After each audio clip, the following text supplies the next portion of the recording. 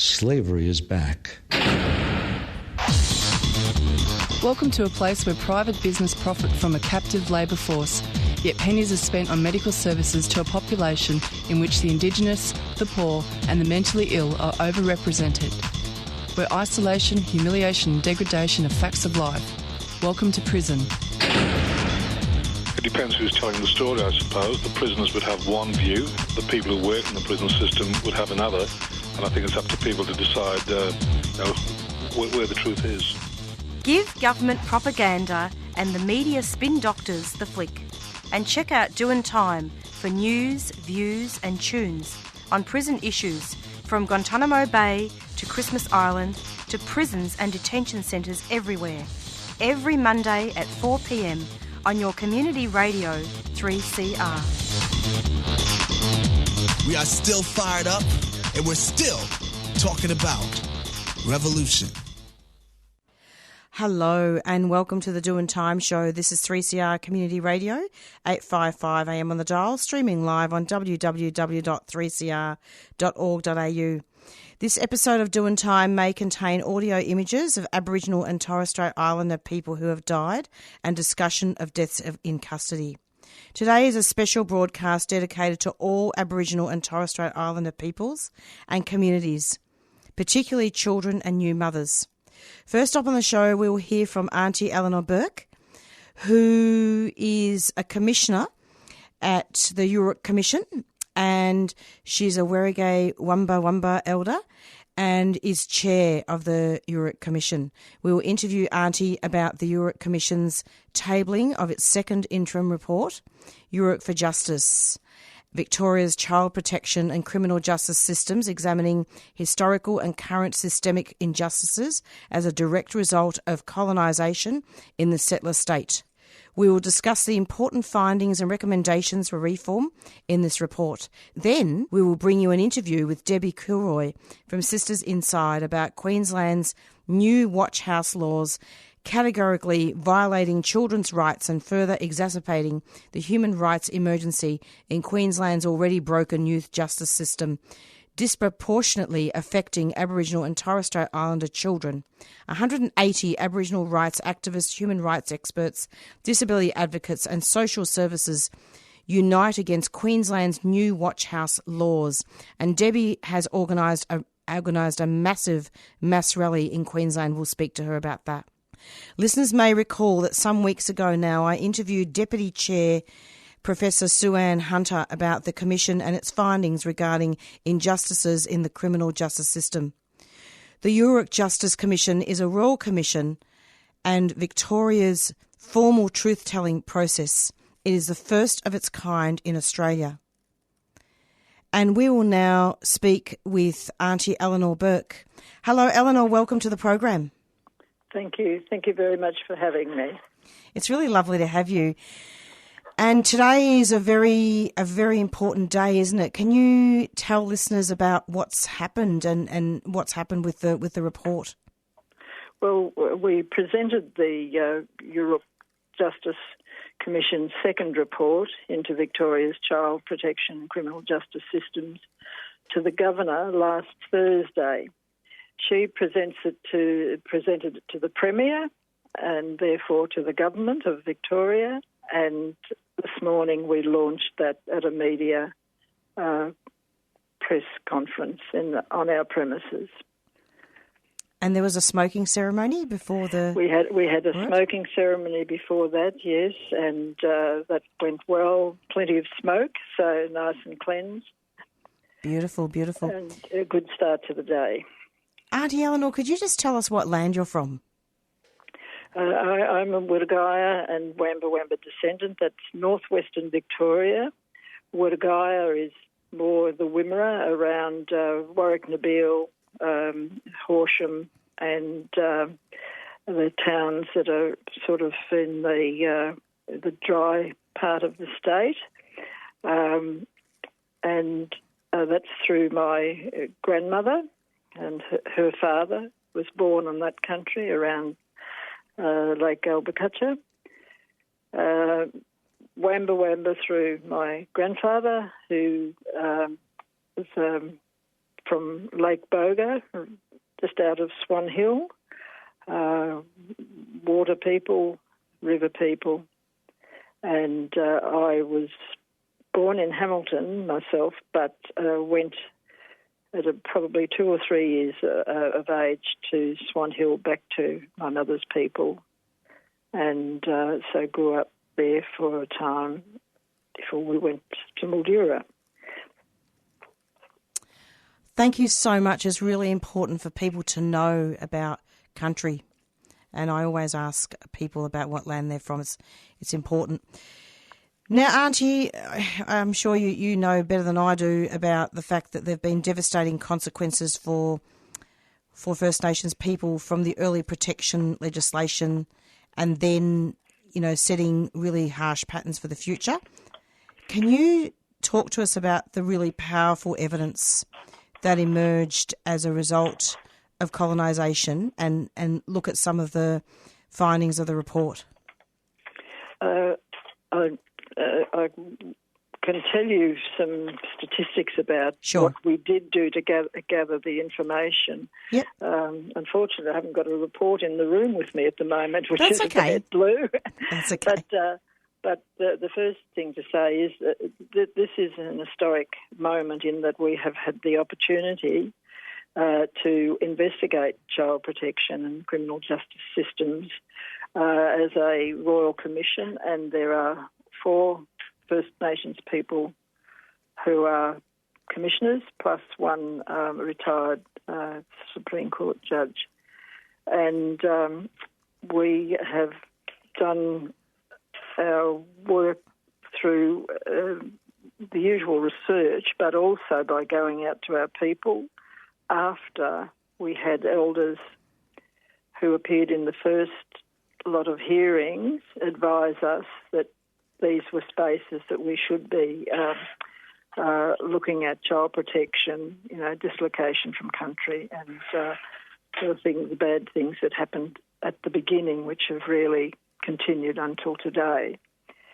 It has been a gruelling agenda, to be honest, and we are very pleased that we're able to get a 2-part report out with some 46 recommendations. But we engaged with so many of our people, both on country and in our hearing room, and people were so generous in telling us their story, their truth about things that had happened to them in these 2 spaces. So we were listening to the voices of our people as well as the voices from government agencies, as well as looking at some of the historical documents. We visited adult and youth prisons as a collective, and we received about 100 submissions from people about topics relating to this work. That's really important information, actually. And I'm just having a look at the summary here, Auntie, and I just wanted to see if you wanted to comment. Can I just read out something here for you, and maybe you can just comment on that? Is that okay? Yes.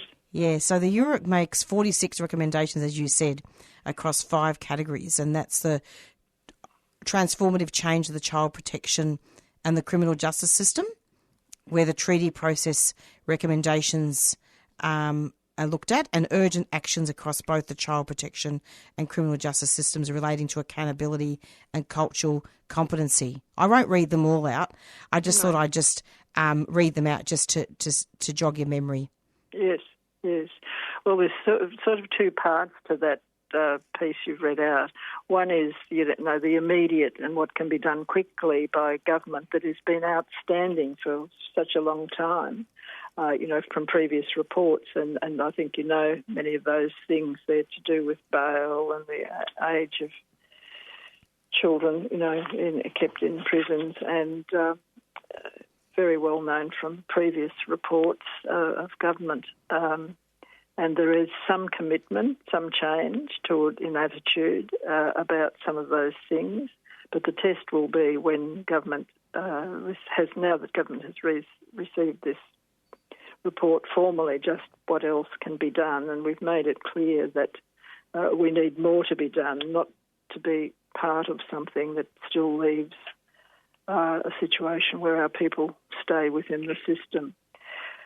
The second part that I'd comment on is that in relation to treaty matters, the history of the Commission is that, we engaged with government I'm not sure how many years ago now, it seems like 10 or more, when we were asked by this Labor government what did we want for our people, and we eventually came up with the idea of treaty, and the Premier took that on board, and we started working with the then Department of called Aboriginal Victoria or Aboriginal Affairs Victoria, and had working groups advising that department about what to do. That eventually led to the establishment of the Victorian Treaty Advancement Commission, chaired by Commissioner Jill Gallagher, a sole commissioner.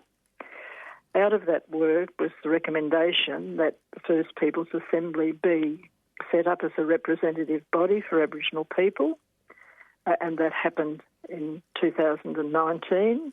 And their work in their first year was to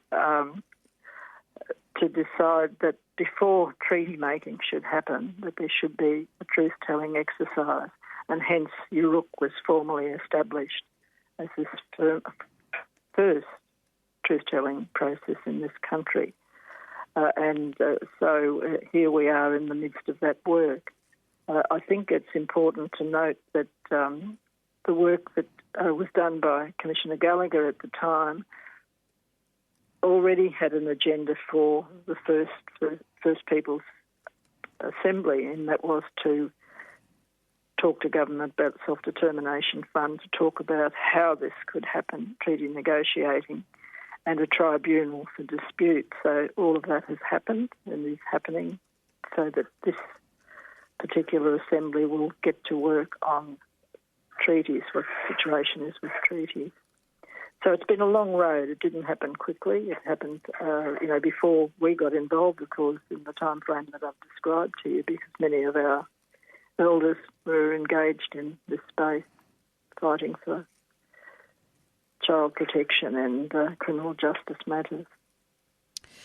It's just, in your opening remarks, you talk about the fact that there's been a lot of stories of racism and discrimination, of injustice and trauma, and that's actually the basis of the report, isn't it? And giving an example of babies being put on a path to the child protection system where they get taken away even before they're born. Yes, well, the mother is visited, and when the child is due to be born, the baby's taken if that mother's had contact with the welfare system. Yeah, that's really about a second stolen generation, isn't it? Well, it is, and that's part of that story, yes. I'm really glad that this was spoken about during the opening remarks of the press conference this morning. Yes. Well, the thing about the stolen generation, it's a sort of a continuum again, from those early days. People moved off the land, but there was legislation that did not enable them to be anywhere else but somewhere foreign, and that created a wave, and it's continued, up until now. And of course, we've had people who go looking for their family because they know that somebody went missing, a generation or two back, and it's all usually in the oral history. And the government did do a package, and I'm not totally on top of that, but I did attend the event that where the Premier announced a package, and the committee that is chaired by Ian Ham, and I think people are still working on that, the reparations for that particular situation, and it's ongoing unless we get changes to the way women and their babies are treated when they come into contact with the criminal justice system. So there are 46 recommendations, and I was downloading the report today. It's pretty hefty, isn't it? It is. We didn't anticipate it being as big as it was, but once we started writing it, it was very hard to leave some things out, and it was very hard because the recommendations that we came up with were around that number, and I think we added one later that made it 46, which we just felt had to be included because. And which one was that? Well, I think it's the 46th one, but the reason being that this is an historic moment. This opportunity won't present itself again. So we had to do the work we did, describe it, put people's voices into the report, and make those recommendations so that there would be action based on the evidence that we've heard. And we hope that this will not be another report that sits there, because we will have the people in the First Peoples Assembly able to lobby and agitate if there's no action when the Commission has completed its other terms of reference. Absolutely. But the really good thing is, though, that the URIC heard evidence also of incredible work too done by First Peoples. Yes, we have many people out there working away, trying to make things better. There are old co-ops that have become very strong Aboriginal community-based organisations in the health field, very large organisations working for our people in the region. We also have many people that work in other spaces that are parts of support, like the Aboriginal and Islander Aboriginal Islander child care space, VACA. There's so many organisations that are entrenched that we need them to be able to deliver with the best resources, but also deliver in the way that our community, that is regional towns that are not necessarily close to the city, are also benefiting, and things change for them. And there were 7 formal apologies that were made by representatives of government of the past ongoing harm caused by Aboriginal people in the hands of the state. Yes, that was something to hear. Really, people. We had a moment where I think one of the departments, possibly in DPC, came and did not make an apology, and it upset us and the Commissioner particularly, because it was very poor form. Yeah. And once that happened, we had people not acknowledging the traditional owners. I'm sorry, I meant to say there. That's okay. Yes, and when that happened, it changed the way senior bureaucrats presented, and ministers and heads of authorities like the Chief Commissioner of Police. And we had those apologies with a lot more attention that we might have had otherwise. And we still want to engage with the Chief Commissioner of Police, because it's unfinished business there in terms of reminding police about training of police so that things improve in that space as well. They need more than training, aren't you? Well, I'm being polite, but it's unfinished business, let's say. Let me tell you something. It's the time for being polite is over. Yes. It's. There's nothing. I'm not saying we have to be rude, but it's fantastic. The report is living testimony to the fact that there have been gross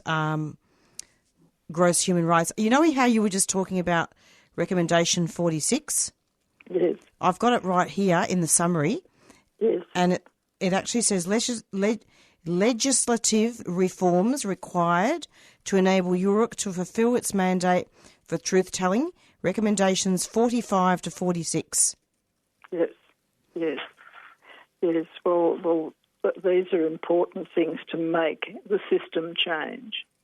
This is part of the problem. We can have a lot of good things happening, we can have plenty of money, but it's conditional and it's not always done in consultation or with our people at the table.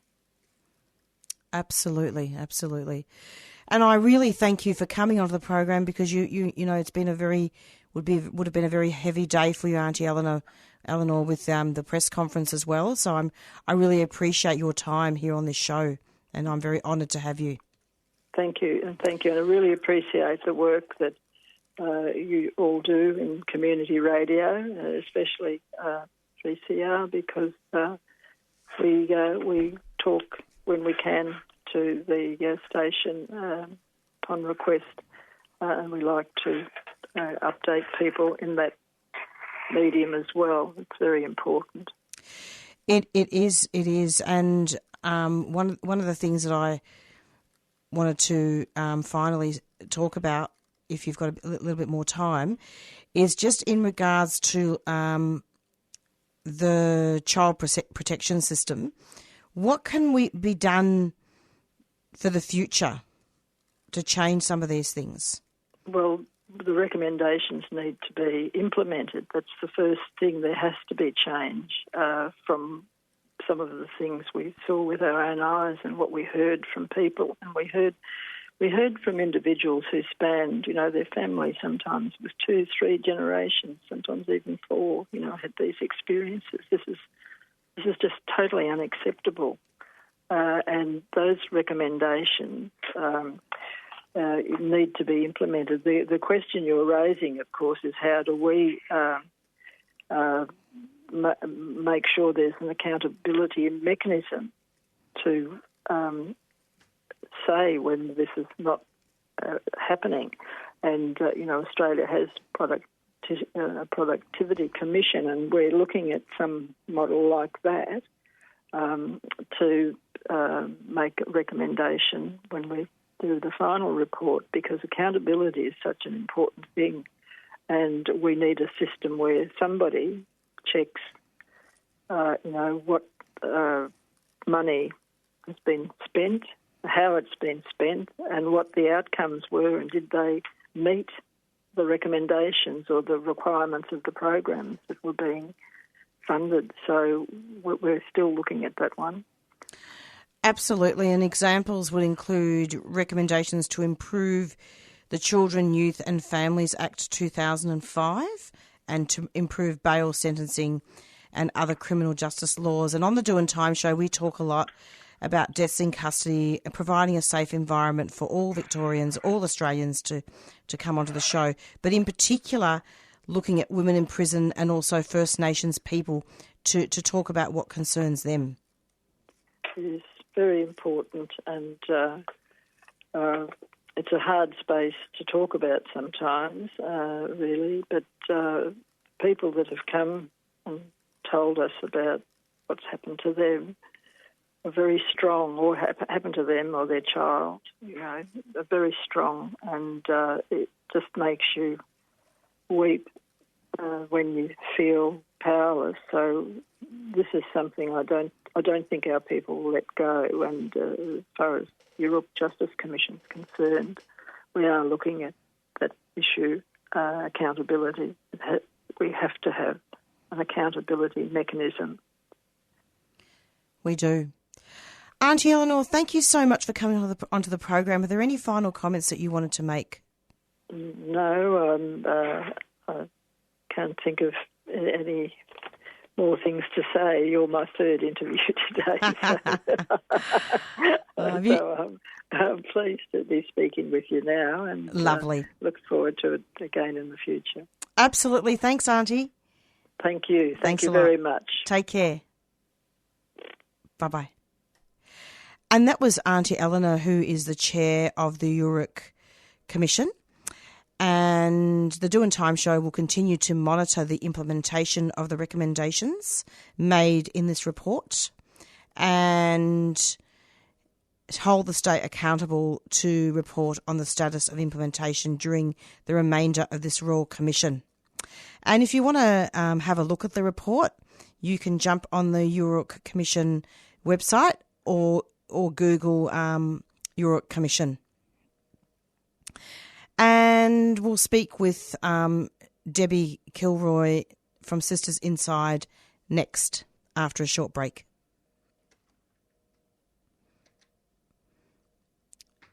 We seem to have, after a short break, we will speak with Debbie Kilroy from Sisters Inside.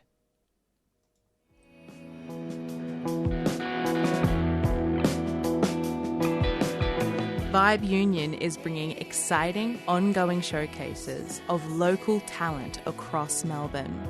This creative collective provides a supportive platform to upcoming artists, hosting poetry open mic nights, intimate singer-songwriter evenings, and hip-hop showcases. Head along to one of their events for a welcoming night of creativity, or see how you can get involved at vibeunion.com.au.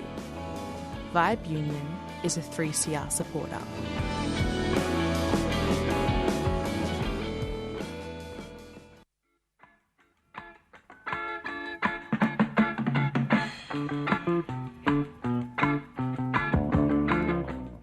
Do you have a few children's picture books or footy boots that your kids have outgrown but want to find them a loving home? Well, drop them in at 3CR and put them in the Books and Boots bin.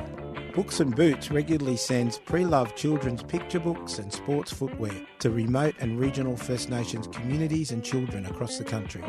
Contact us at Books and Boots or go to the website www.booksandboots.org.au. We love a good book.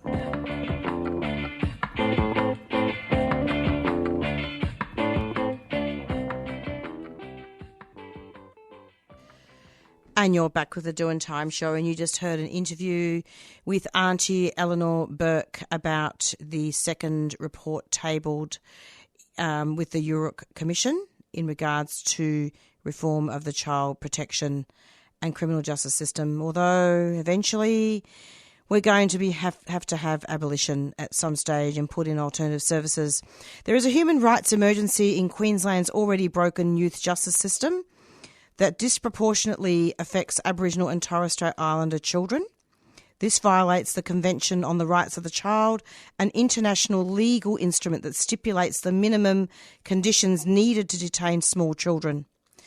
The Doing Time show condemns the Queensland Government's rushed amendments that, having now passed, will override the state's Human Rights Act to allow adult watch houses to be used as youth detention centres for the next 3 years.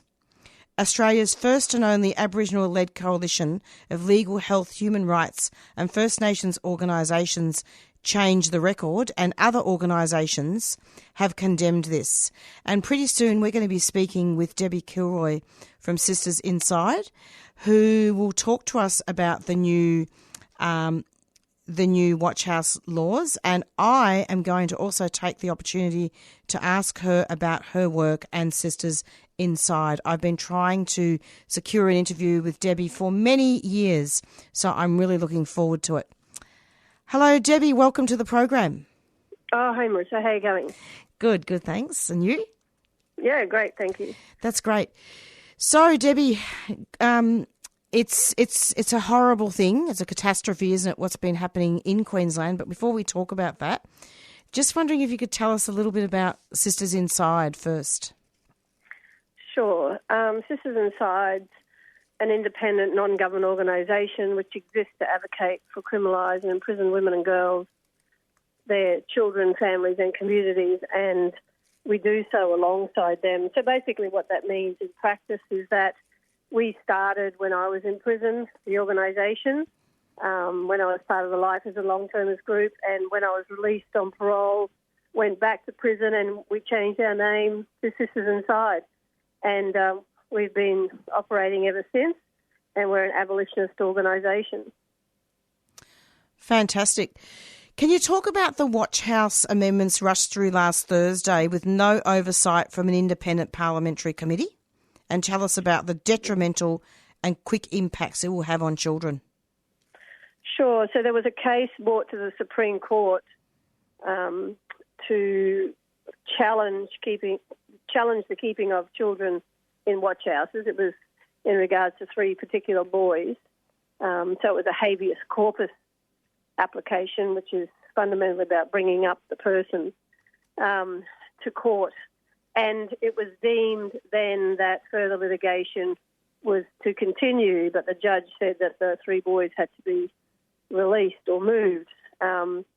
So in the wash-up of that, what we found out later is the organisation that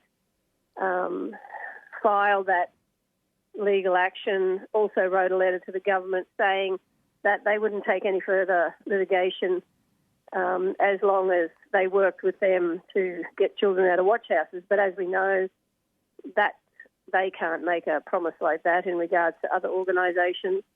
So there was advice, it seems, from the Solicitor General, and the advice, it seems, even though we haven't seen it and the government will not disclose it to anyone, is that they either have to release children or legislate that watch houses are children's prisons, and they went further to legislate that parts of adult prisons could also be children's prisons. And so the government took that action and tried to sneak it through a bundle of amendments on the Wednesday, and the amendments were passed by Thursday afternoon, so within 24 hours, and they had to suspend the Human Rights Act as well to do that.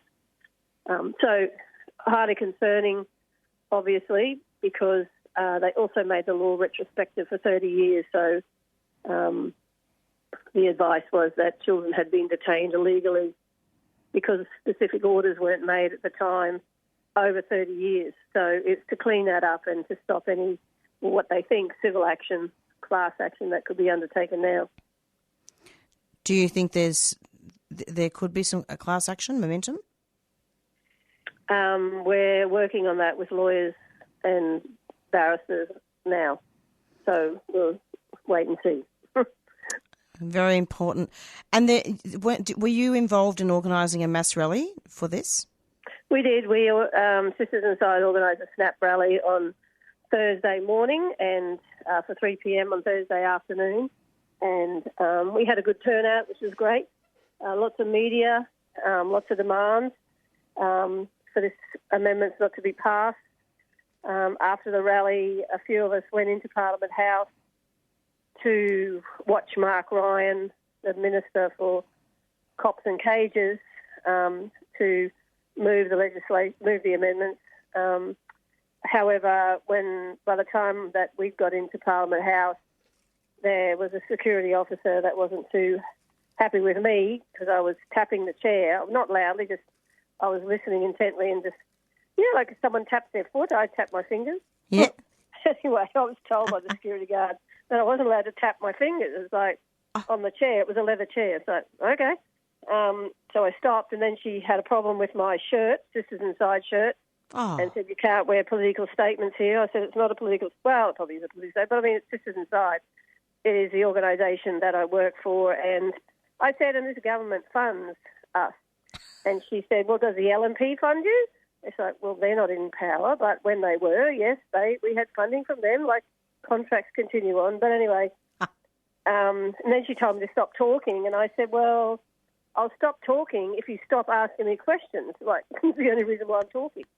Anyway, not long after, the head of security came, this other woman standing over the top of me with police and said that I had to go. And I tried to explain to her that I was told to stop tapping my fingers, blah, blah, blah. Anyway, long story short, I was thrown out then. So we missed Mark Ryan. I missed Ryan, and a couple of colleagues of mine from Sisters Inside. We all had to leave. And one of the young women who was there from another organisation and had their T-shirt on said to the head security, guard, well, what about my T-shirt? And the security guard said, yes, I'm going to get to that T-shirt, even though we'd been through security and explained everything and was clear. Anyway, so we missed the passing of the amendments to become law because of getting thrown out of Parliament. The People's House, but it's obviously only for certain people for certain times. So yeah, it was pretty disgusting all the way around, really. That's just really despicable. Like, I'm not surprised, but that's demonisation, isn't it?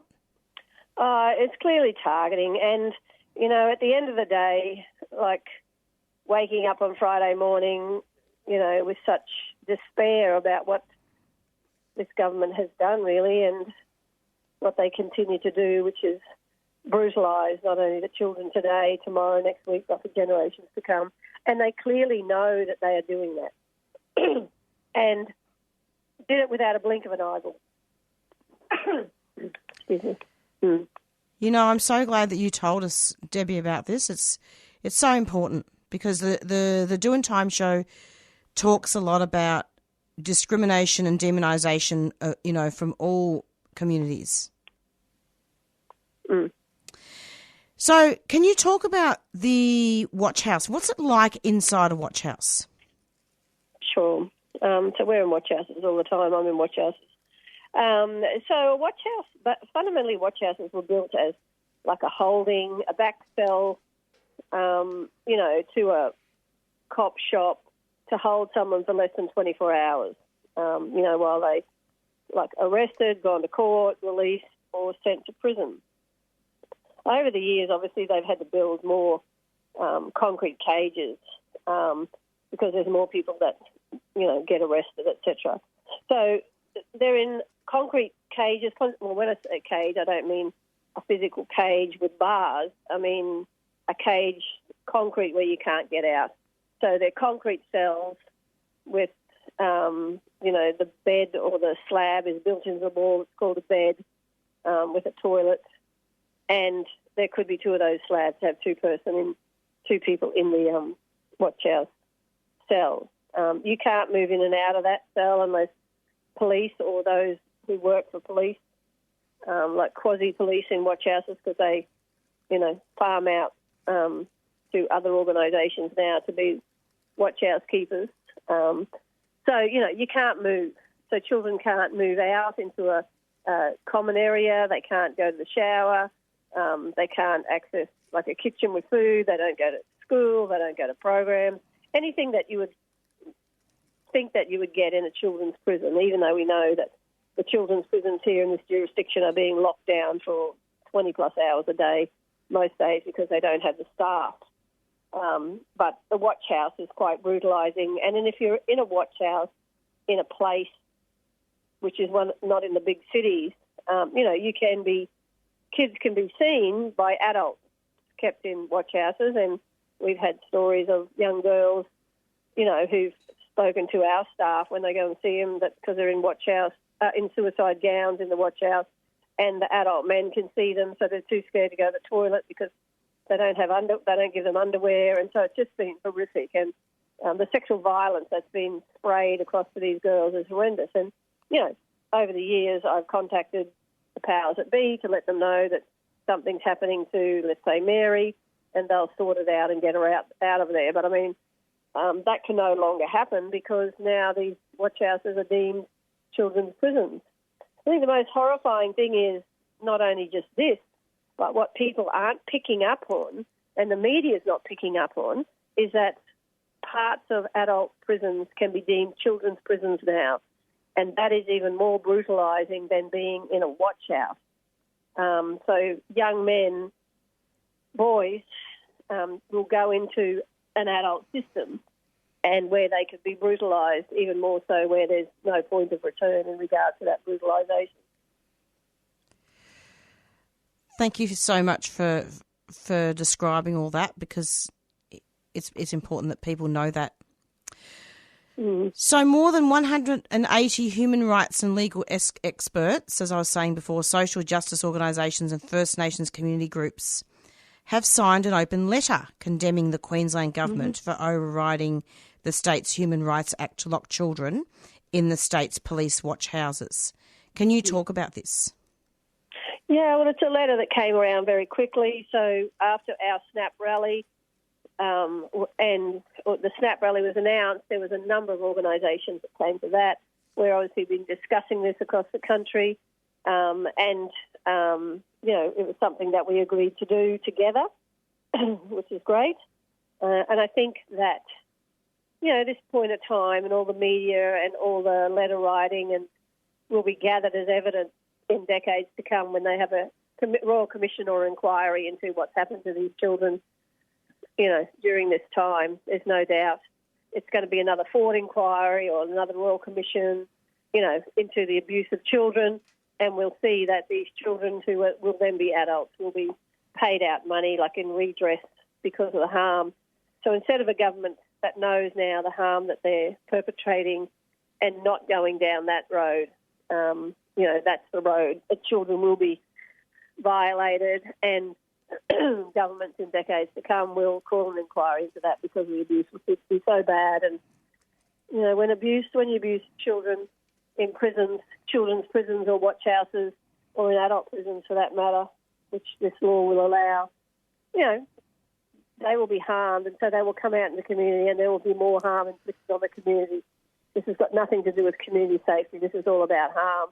Government knows that, and it's just a butt-covering exercise once again. And these children are throwaways. They have no political currency for this government or any government. They don't vote, and they're predominantly Aboriginal and Torres Strait Islander children, so they're the throwaway children as far as the government's concerned. It's all about colonisation and genocide, and it reminds me a little bit of the Joh Bjelke-Petersen days. Are they coming back? I was around Joh Bjelke-Petersen days. I'm that old to know. And, I was one of these kids, 50 years ago. So 5 decades, it's worse. It's not better.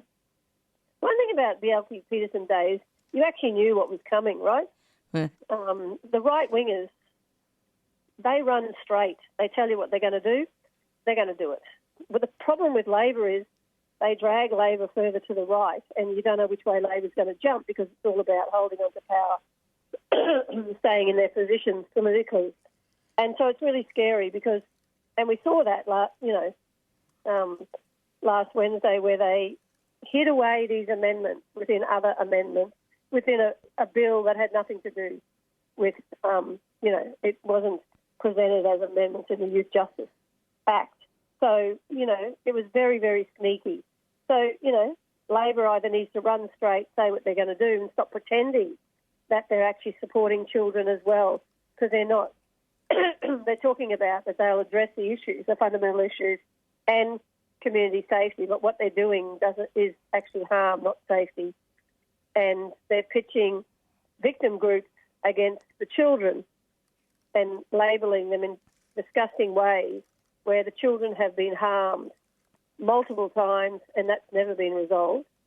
And what we see is all the money, all the funding goes to cops and cages. So, we had a inquiry last year in Queensland into the Queensland Police Service that exposed in evidence the racism, the sexism, the misogyny, and what happened there? They got another $100 million. And just hundreds and hundreds and hundreds of millions of dollars is kept being poured down, a failed Queensland Police Service. But that's what this government does. That's what successive governments do. They actually don't make the racial gender violence of policing accountable for anything that they do. And they definitely don't make the racial gender violence of the prison system accountable for anything that they do. So, we live in a world, where the colony is the colony and continues its ongoing genocide project within carceral logic. Absolutely. And finally, can you tell listeners some alternatives to watch houses? Well, there's many alternatives to cages, and that's easy. Stop locking up kids, right? Support children in it's okay. We've got to think about the prison industrial complex and all its tentacles. And one of those tentacles is a family policing system, right? Which is what some people call child safety, child protection, where it's got nothing to do with safety or protection. So So predominantly Aboriginal and Torres Strait Islander children, babies are taken from their mothers at birth or not too long after birth. And then they're pipelined into numerous foster families, which are usually white, and they're paying those families to raise these children that have been taken from their families. They don't support the families to keep together, they take them. And then once a child is abused, they move to the next family, the next family, the next family. And some of the girls we know that we support have been in 10, 20, 30 foster homes before they're thrown out and end up in these residential care houses, which government funds hundreds of millions of dollars. And that's where they start getting criminalised usually as 10-year-olds. So the cops are called to address behaviour that the so-called youth workers actually don't address themselves. You know, like if my grandchild kicks a hole in the wall, I call the plasterer, not the cops. They call the cops for everything. And so then children are pipelined, charged in watch houses and in the kids' prison and pipelined into the adult system. So we need to cut the head off the snake way back in the beginning. And but I mean, the things that we do at Sisters Inside, you know, everything we do is from a decarceration framework. So we put a lot of time and energy with the girls that we support and the children that we support whose mums or grandmothers were in prison to move them away from being criminalised and in prison. And that's longevity. It's about walking with the family for many, many years, if not decades. It's not about a quick fix that some NGOs think that they can do, because the problem is with the NGO sector, it's also a welfare industry, so no one's working to put themselves out of a job. They're working to keep themselves in a job. So they're part of the problem as well. So it's about addressing that and getting working with the children so that their relationships are there with us forever after. And some children last and some don't. And we just had a little one who died on the weekend who went through everything. She was in a watch house, but she never went into the children's prison because we supported her and continue to support her. And she was a mum of 3 kids, but she died on the weekend. And so the effects of, you know, all that is hard to come back from. So the tragedies continue to occur and the state gets away with their violence. Indeed, and in fact, before you go, I'm not sure whether you may have read about this, that there was an interim report released, tabled today from the Yoorrook Commission about the child protection system, and it's interesting. Have you heard of Yoorrook Commission in Victoria? Yeah, you would have. And during the opening remarks, and this really ties in with what you're saying, and I quote, it says, "We heard about a child protection system," these are opening remarks at the press conference today, "about a child protection system that was often too quick to remove children because Aboriginal families did not fit white middle-class views about how children should be raised." Now, obviously, Sisters Inside specifically doesn't just have Aboriginal children, isn't it? It's all children across the board. That's right, yeah. Yeah, but you know, Aboriginal children are very much overrepresented. Mm-hmm. Well, that's right. They're over-incarcerated. We call it mass incarceration. We don't talk about over-representation. And the reason why we don't use that language is because that suggests that some representation is okay. Where we don't believe that any representation of any Aboriginal and Torres Strait Islander children or any other child who's living in poverty with their mother affords to have the family policing system in their lives and where their children are taken because they're black or they're poor or both. This is a construct of racial capitalism, and this is what must be dismantled. And a lot of people make a lot of money on the backs of the children and the families and the communities that we're talking about. And no one seems to be courageous enough to dismantle these systems so that we all can share the wealth that we have in this country. And we have a lot of wealth in this country. We can end poverty overnight, but we choose not to. When I say we, I'm talking about the state. And this is the issue. You know, I remember, I don't know how long ago, maybe 2 decades ago. Anyway, a while ago, that they had the National Homelessness Conference here and in Magadan and at the convention centre, and I was asked to speak. And when I got up and I looked around, there was thousands of people, and I went, Oh, my God, no wonder we have a problem with homelessness, because look at all who's getting paid. And that welfare sector is even huger than ever. So no housing's being built. We're just paying for programs and staff to address homelessness. How can you do that if there's no home? Why are we funding people to address homelessness, or organisations for that matter, when there's actually no homes? The money needs to go into building. And this is an issue. This is a welfare industry that the so-called, middle-class white sector advances itself in and builds their own silos of empires. Which is why I deliberately used the word overrepresentation, because I really wanted you to talk about this, and we've both succeeded, I think, in delivering some really important information. 1788 all over again. Mm-hmm, and some. Yeah. Thank you so much for coming onto the program. Any final comments before you finish? No, I don't think so. Not unless you've got something to ask me. Oh, good. But no, thank you for having me, and great to talk to you. And I think we just got to keep fighting the good fight, all of us. We do. Yeah. Thanks a lot, Debbie. Maybe I'll see you all up here at Magagen in November for Sisters in Size International Conference. When's that? 8th, 9th, 10th of November. So the conference is Abolition Feminism Now. So it'll be great. We'll have Angela Davis back, as well as many other lead abolitionists from around the world coming here for our conference over 3 days.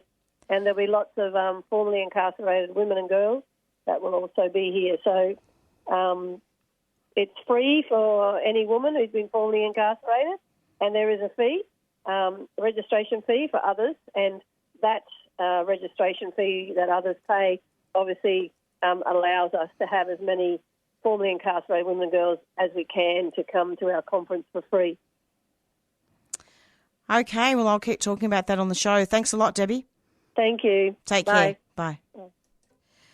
And that was Debbie Kilroy from Sisters Inside, speaking about the new Watch House laws and a lot of other far-reaching topics and human rights violations of children, First Nations children as well. And we're just about at the end of our show. It's approximately 4:53. Thank you to Auntie Eleanor for speaking on the show from your commission, and thank you to Debbie as well. I wanted to also issue a special thank you as well to Evan and Rachel. Rachel is from Change the Record and has been doing some media work with them, with that coalition. And also Evan has been doing some media work with the Europe Commission. And thank you indeed for these two wonderful people who have helped me to prepare materials for today's show. It's approximately 4:54. And we're going to be going out now with our theme song, Black Fella, White Fella by the Rumpy Band. And watch this space. Stay in and come in every Monday. Listen to the Doing Time Show every Monday from 4 till 5. It's been a long day. Anyway, thanks a lot. Bye. Be kind to each other.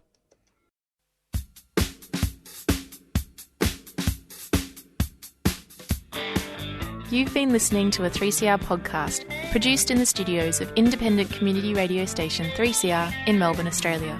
For more information, go to allthews.3cr.org.au. Black fella, white fella, it doesn't matter what you color, as long as you a true fella, as long as you a real fella.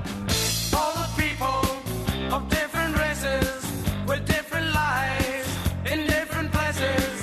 It doesn't matter what your name is. We got to have lots of changes. We need more brothers if we're to make it. We need more sisters if we're to save it. Are you the one who's gonna stand up and be counted? Are you the one who's gonna be there when we're shouting? Are you the one who's always ready with a helping hand? Are you the one who understands this family plan? Black fella, white